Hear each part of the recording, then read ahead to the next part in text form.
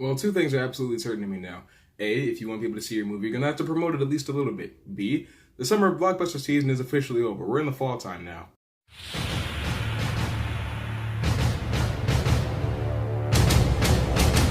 Mile 22. Oh, no, wait, no, that's 11. So to start off, Mile 22 is directed by Peter Berg. Peter Berg has made a couple of good movies, just a few of them, but he's also made some serious stinkers, and if you'll take a close look, then you'll notice that the good movies are typically something to do with Mark Wahlberg, and this one's no different. Mark Wahlberg essentially leads a team of black operatives with Ronda Rousey and Lauren Cohan. I still don't know how to say her name. But right after the intro that sets up exactly what they do, they go through this little, thing that lets you know that not only is Mark Wahlberg a little bit different, but he's also got a rubber band that he snaps on his wrist to let you know that he's trying to calm down. And it starts out as a cool, neat thing about him, but it gets annoying super quickly. Something else about Mark Wahlberg's character is he's a jerk. He's a terrible person. But he gets the job done, and he's very efficient at his job, and so I guess that's why they keep him around. You kind of want to like him because he's very much, I'm about the job, and nothing really matters to me more than the job, so I don't care about your feelings or your personal situations. But the plot of the movie is they lose some cesium. It's basically a chemical weapon, and this guy knows where it is, and he's put it on this drive. It's time to self-destruct, and what he wants is to get to America where he feels like he'll be safe. So they have to escort him to this airport to get him to America, at which point he'll give them the code. So what you have here is a pretty standard, solid escort mission movie, which would be a little bit difficult to screw up. Luckily, they didn't find a way. A couple complaints I'm going to get right out of the way about this movie right away. The fight scenes, I don't typically have a problem when it comes to jump cuts and fight scenes, but these are the types of jump cuts where it's like they're teleporting through time. It's like they'll get knocked down, but before they fall, they're just on the ground suddenly. Or they're back up and they're getting knocked right back down from the same punch, and it's really weird. It's like every single fight scene is extraordinarily choppy, and it's like I can't keep up with what's happening. But with being an action-packed escort film, another thing that this movie does is it brings you waves and waves of enemies at a time for the good guys to go through. And it's funny because every person on Wahlberg's team gets injured in one way or another, except for Mark Wahlberg. I guess he's too expensive to let them dirty up his face like that.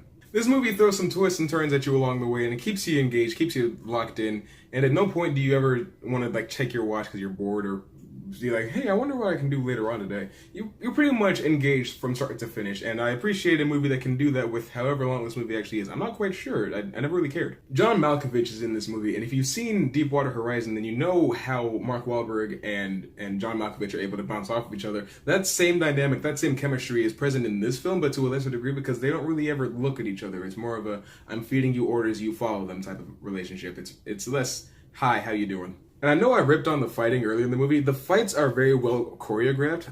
They're well done, but I just hate the way that they're edited. They're so choppy. It's like, imagine watching one of my videos, but at 17 times speed. That's how many cuts there are. I'm going to tell you right now, you think I use too many jump cuts? You've seen nothing. But this movie has another thing that I find is really important in a good movie. It's very strong performances. Mark Wahlberg is a little bit different here than he is in any other movie. Imagine if Ben Affleck from The Accountant was just an arrogant douchebag. He just didn't like him at all. He was just a terrible person. He was a prick. That's basically what Mark Wahlberg is in this movie. And Ronda Rousey actually flexed a little bit of acting chops. I didn't know she could act beyond, I'm muscular, look at me. And then Lauren Cohan, well, I didn't really have any expectations for her because I'd never seen her in anything except for the 3 seconds she was in Batman vs. Superman before she got her brains blown out. All in all, though, this movie has a very simple story. It executes it very simplistically, but in being simple, it also has a chance to be grand in certain areas.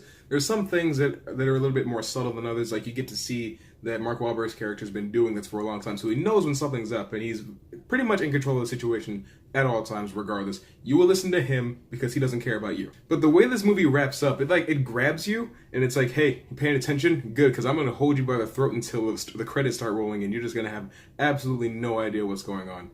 Because another thing that it's able to do is it intersplices with some narration from Mark Wahlberg from after the movie takes place. So you know that no matter what goes down, Mark Wahlberg's going to survive.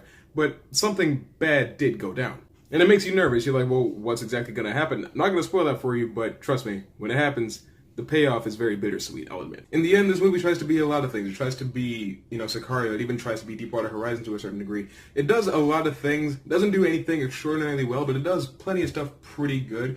And it's good enough for me to say that this movie is definitely worth the price of admission. And if you disagree, well, that's what opinions are for.